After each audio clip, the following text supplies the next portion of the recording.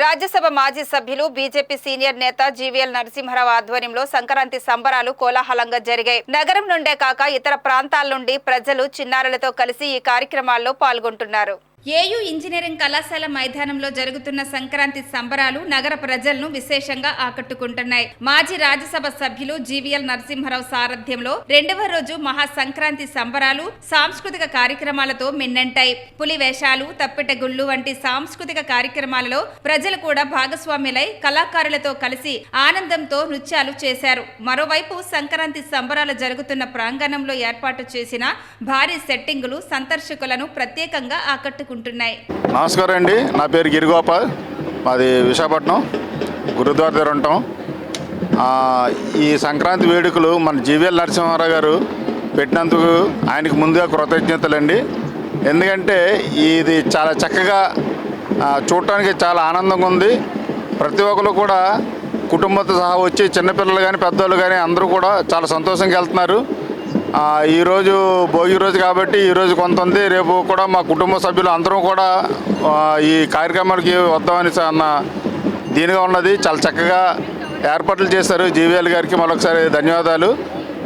ఈ వేడుకలు మాత్రం చాలా చక్కగా ఉన్నాయి, ప్రతి ఒక్కటి కూడా ఉన్నాయి. మేము ఎప్పుడు కూడా చూడలేని కార్యక్రమాలన్నీ కూడా చూస్తున్నాం. మేమే కాకుండా పిల్లలతో పాటు వచ్చి ఇక్కడ మేము చిన్నప్పుడు చూసేవన్నీ కూడా పిల్లలకి ఇవన్నీ చూపించి వాళ్ళకి కూడా ఈ మన సంస్కృతి సంప్రదాయాల కోసం తెలియచేద్దామని మా ఉద్దేశం అండి. Thank you.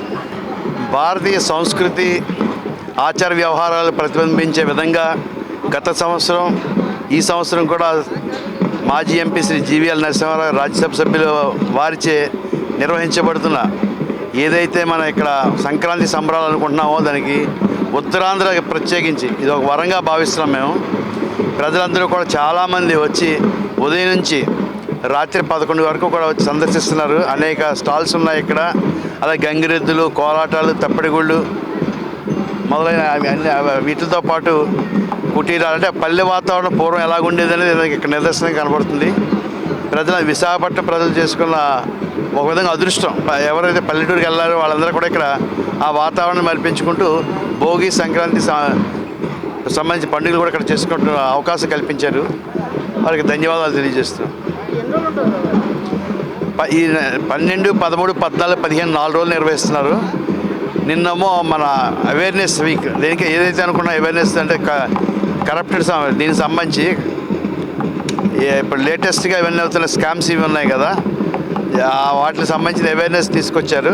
ఆర్బీఐ వారు వచ్చారు, నెక్స్ట్ పోలీస్ డిపార్ట్మెంట్ నుంచి కమిషనర్ గారు మాట్లాడి ప్రజల్లో అవగాహన సదస్సు కల్పించారు.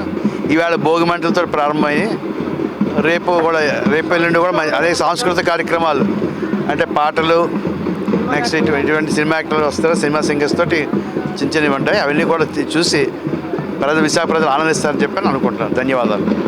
నా పేరు ఆశ్రిత.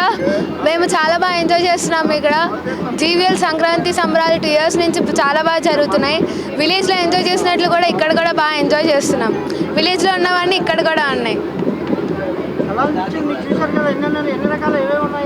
గంగిరెద్దులు అన్నీ, ఇంకా విలేజ్లో ఉన్నవన్నీ ఉన్నాయి. ఇక్కడ ఎద్దుల వాళ్ళు అన్నీ చాలా బాగా జరుగుతున్నాయి. ఆశ్రిత. మేము ఎండాడి నుంచి వచ్చాం.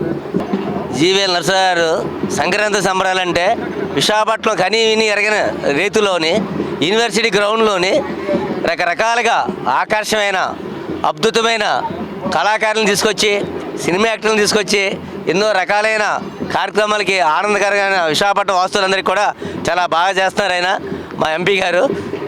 ఇంకా ఇలాంటివి ఎన్నో కార్యక్రమాలు చేయాలని మేము కోరుకుంటున్నాం. మా పేరు ఒలిరెడ్డి శ్రీనివాసరావు అండి. నా పేరు డాక్టర్ కిలారి గౌరీనాయుడు అండి.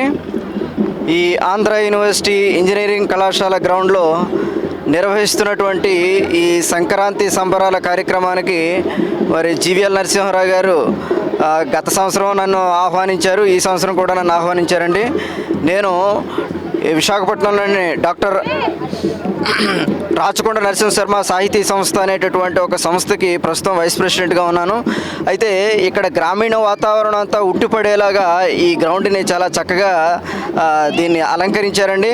మరి మనం ఒక గ్రామీణ అంటే ఒక పల్లెటూరు వెళితే మనకు అక్కడ పాడి పశువులు అక్కడ ఉండేటటువంటి వాతావరణం ఎట్లాగైతే ఉంటుందో మరి అలాంటి వాతావరణాన్ని ఇక్కడ కళ్ళకు కట్టినట్లుగా మరి ఇవాళ ముఖ్యంగా విశాఖపట్నంలో ఉన్నటువంటి నగరవాసులకి పరిచయం చేయటం కోసం వాళ్ళు చాలా చక్కగా నిర్వహించారండి.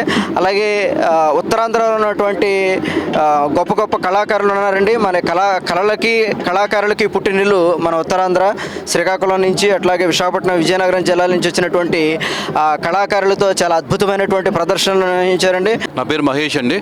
మేము సీతంపేట నుంచి వచ్చాం. ఇక్కడ ఈ వాతావరణం పల్లెటూరు వాతావరణం ఈ సంక్రాంతి సంబరాలు జీవీఎల్ సంక్రాంతి సంబరాలు 2వ సంవత్సరం చాలా గ్రాండ్గా అరేంజ్ చేశారు. ఇక్కడ మా పిల్లలకి అంటే మేము విశాఖపట్నం స్థానికులు అవడం వల్ల పల్లెటూరు వాతావరణం తెలియదు.